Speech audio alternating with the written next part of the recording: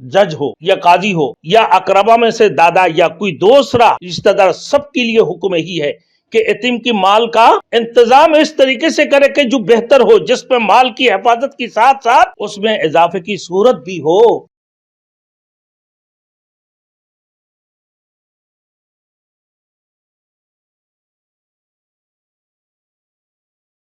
Thanks for watching. Don't forget to like, comment, share and subscribe to Maulana Habibullah Rouhani Official. बच्चे की सन्ने बलूगत तक उसकी माल को आप हिफाजत भी करो। हाँ, अगर आप तिजारत करते हो तो उस बच्चे की माल से उसकी फायदा भी पहुंचाने की कोशिश करो। अब उनकी साथ मिलकर तिजारत भी करो और उसकी माल से इजाफी खर्चा ना करो, बराबर की उसकी हिस्सा में उसको भी माल में फायदा पहुंचा दो, ताकि उसकी माल में प्रॉफिट भी हो, नफा भी हो, जायज तरीके से जैसे होना चाहिए। आगे में फरमा रहे अल्लाह रब्बुल आलमीन कि वला ताकुलू अमवालहुम, कि उनकी मालों को मत खाओ। और आगे यह भी फरमाया वला ताकुलू इसराफन व बिदारन, वला ताकुलू इसराफन व बिदारन आइन युकब्बरू आइन यकबरू, यतीमों की माल को फजूल खर्ची में ना उड़ाओ इस नियत से कि ये बड़े हो जाएंगे तो हमारा तसर्रुफ खत्म हो जाएगा और उनका माल इनको वापस करना पड़ेगा। सूरह बकरा में भी यतीमों की माल की हिफाजत करने का हुक्म अल्लाह रब्बुल इज्जत ने दिया है। हुजूर सल्लल्लाहु अलैहि वसल्लम की ज़माने में यतीमों की मुतवल्ली खाने में यतीमों को अपने साथ मिला लेते थे। हुजूर सल्लल्लाहु अलैहि वसल्लम की ज़माने में यतीमों को माल को खाने में अपने साथ मिला लेते। उनका अलहदा खाना तैयार करने में खर्चा ज्यादा आता है, इसी वजह से अपने माल के साथ मिला लेता था। जब अल्लाह ताला ने यतीमों की माल के मुताल्लिक बड़े सख्त अहकाम नाजिल फरमाया तो सहाबा किराम ने उनका खाना पीना भी अलहदा कर दिया। वजह यही थे कि ऐसे ना हो कि उनकी माल से ज्यादा कोई रकम ना इस्तेमाल हो जाए, इस खौफ से कि कहीं उनका कोई लुकमा हमारा तरफ ना आ जाए।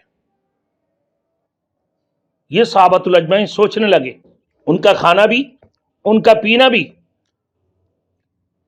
ना सब कुछ अलहदा कर दी। अब मेरे दोस्तों, मगर इस तरह यतीमों का माल ज्यादा खर्चा होता था तो अल्लाह ने सूरह बकरा में भी इस मसला की वजाहत फरमा दी है। वइन तुखालितू फ़इख्वानुकुम, अल्लाह ने फरमाया कि अगर तुम उन्हें खाने वगैरह में साथ ला लो तो वो तुम्हारे भाई है, वो तुम्हारे भाई है। अगर गोया अल्लाह ताला ने इस बात की इजाजत दे दी और फरमाया वल्लाहु यअलमुल मुफसिद मिनल मुस्लिह, कि अल्लाह ताला खूब जानता है कि कौन फसादी है और कौन मुस्लिह है। तुम नेक नियति से यतीमों की माल की हिफाजत करो और उससे नाजायज तरीके से हजम करने की कोशिश ना करो। अल्लाह ने मना फरमाया कि अल्लाह जानता है कौन फसादी है और कौन मसले है, कौन फसाद करना चाहते हैं और कौन इस्लाह करना चाहते हैं। इस बात को खुदा को खूब इल्म है, अल्लाह रब्बुल इज्जत को खूब इल्म है। आप इनकी माल को नेक नियति से इस्तेमाल करो, इनकी माल की हिफाजत करो, उससे नाजायज तरीके से हजम करने की कोशिश ना करो। और अल्लाह ताला तुम्हारे नियतों से भी वाकिफ है, अल्लाह को सब चीजों की इल्म है कि तुम क्या करते हो, क्या करना चाहते हो, तुम्हारी क्या नियत है, और वो तुम्हारे साथ तुम्हारे नियत के मुताबिक ही सुलूक करेगा। जैसे तुम करोगे कमा तुदानु, जैसे करोगे इसे भरोगे। तो लिहाजा یتیم کی مال کی قریب مت جاؤ۔ بہرحال یتیم کا سرفرز جج ہو یا قاضی ہو یا اقربا میں سے دادا یا کوئی دوسرا رشتہ دار، سب کے لیے حکم یہی ہے کہ یتیم کی مال کا انتظام اس طریقے سے کرے کہ جو بہتر ہو، جس میں مال کی حفاظت کے ساتھ ساتھ اس میں اضافے کی صورت بھی ہو، تاکہ اس کی مال کمانے کا طریقہ بھی، کہ اس کی مال میں اضافہ بھی ہو۔ قاضی ہو یا جج ہو یا پھر اس کے اقربا میں اس کے دادا کیوں نہ ہو نا، تو ان کی مال کے ساتھ ملا کر ان کی تجارت میں ان کو بھی نفع اور ان کو بھی فائدہ دینے کی کوشش کرو۔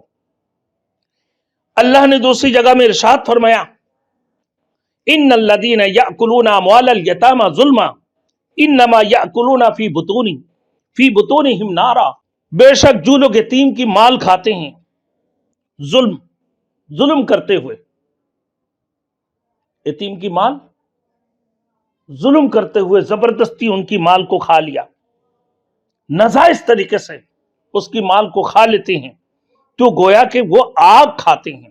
کیا کھاتے ہیں؟ وہ آگ۔ یتیم کی مال نہیں کھایا اس نے، گویا کہ اس نے آگ کھایا۔ لہذا یتیم کی مال کی قریب تک مت جاؤ۔ ایسے نہ ہو کہ یتیم کی مال میں سے کچھ حصہ بھی اگر تمہارے پاس آ گیا تو گویا کہ تم نے آگ کھا لی۔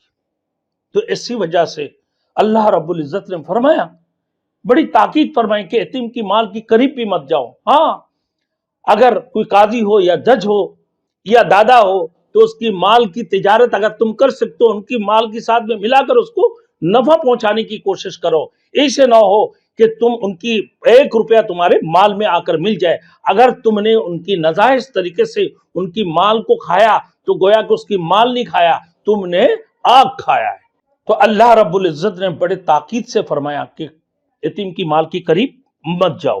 فرمایا کہ یتیم کی مال کی قریب نہ جاؤ مگر بہتر طریقے سے، اور بھی اس وقت تک حتی یبلغ اشدہ، یہاں تک کہ جب تک وہ سن بلاغت تک نہ پہنچے، یعنی وہ یتیم اپنے قوت یعنی جوانی تک پہنچ جائے۔ بعض نے کہا اس کی عمر 33 سال، بعض نے کہا 18 سال، بعض نے کہا کم از کم 22 سال اس کی عمر ہو، 23 سال تک کی عمر کا تعین کرتے ہیں۔ میرے محترم دوستو، حضرت امام ابو حنیفہ رحمۃ اللہ علیہ فرماتے ہیں کہ کم از کم اس یتیم کی عمر کے وہ یتیم احمق نہ ہو، بیوقوف نہ ہو، ہوشیار ہو، نہ تو 25 سال کی عمر کو پہنچنے پر اس کا مال اس سے واپس کر دینا چاہیے کہ یہ تمہارے مال تھا، تمہارے باپ نے یہ تمہارے لیے چھوڑ کر گیا ہے، یہ جائیدادیں تمہارے لیے چھوڑ کر گیا ہے، یہ سونا اور یہ چاندیاں اور یہ رقم تمہارے لیے چھوڑ کر گیا ہے تمہارے باپ نے، تو اس بچے کے حوالہ کر دی جائے۔ امام ابو حنیفہ رحمۃ اللہ علیہ کے نزدیک کم از کم بچے کی عمر 25 سال، بعض نے کہا 30 سال، بعض نے کہا 18 سال، بعض نے کہا 23 سال عمر ہو تو فوری طور پر اس کی مال کو اس کی حوالہ کر دی جائے۔ اب بہرحال چھٹا حکم یہ ہے کہ سن بلوغت کی پہنچنے تک یتیم کی مال کی آسان طریقے سے نگرانی کرو اور اس سے نقصان پہنچانے کی غرض سے اس کی قریب بھی نہیں جاؤ۔ اس کی آسان طریقے سے اس کی مال کی نگرانی کرو، اس کی مال کی حفاظت کرو اور اس سے نقصان پہنچانے کی غرض سے اس کی قریب مت جاؤ۔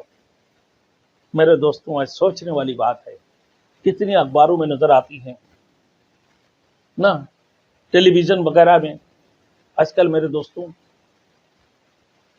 میڈیا کے اندر آپ جب دیکھیں گے سوشل میڈیا میں تو اس قسم کی نظر آتے ہیں خبروں میں کہ چچا نے اپنے بھتیجا کو مار دیا جائیداد کے لالچ میں،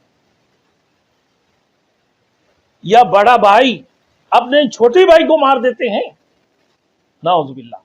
اگر دادا کے پاس ان کا پوتا کو پرورش کر رہے تو ان کی کتنی دیکھ بھال کیا کرتے تھے۔ آپ دیکھیں حضرت عبد المطلب رسول مقبول صلی اللہ علیہ وسلم کے دادا جان کہ اللہ کی رسول کی کتنی خیال کیا کرتے تھے۔ حرم کے اندر ان کے لیے ایک علیحدہ سی جگہ بنایا، جے نماز بنایا، اور اسی دائرہ کے اندر اللہ کے رسول صلی اللہ علیہ وسلم جا کر بیٹھا کرتے تھے۔ اور اس کے علاوہ کسی کی اجازت نہیں ہوتے تھے کہ اس دائرہ کے اسی حدود کے اندر جائیں، ان کا بیٹا کیوں نہ ہو۔ جو محمد رسول اللہ صلی اللہ علیہ وسلم سیدھے جا کر اپنے اسی جگہ پر بیٹھتے تھے۔ رسول مقبول صلی اللہ علیہ وسلم کے دادا عبد المطلب نے ان کے لیے جگہ مقرر فرمائی۔ تو میرے دوستوں، آج ہم لوگ کہاں، ہماری کیا سوچ ہے؟ ہم تو ناحق لوگوں کی مال کھا جاتے ہیں، یتیم کی مال کھا جاتے ہیں۔ تو یہ سارے وجوہات یہی ہے، ہمارے اندر ایمانی قوت اور ایمانی جذبات نہ ہونے کی وجہ سے، ہم سچے مسلمان اور ہمارے اندر تقوی نہ ہونے کی وجہ سے ہم آج غریب یتیم ان کمزوروں کی مال کو ہم جو ہے نا اپنے ہی دبا لیتے ہیں، اپنا کر لیتے ہیں، یا کسی ظلم سے یا زبردستی یا ناجائز طریقے سے ان کو مال کو حاصل کرنے کی ہم کوشش کرتے ہیں۔ اللہ ہم سب کو اس سے حفاظت فرمائے، اور یہ ہمارے لیے حلال نہیں ہے، حرام ہے یتیم کی مال کھانا۔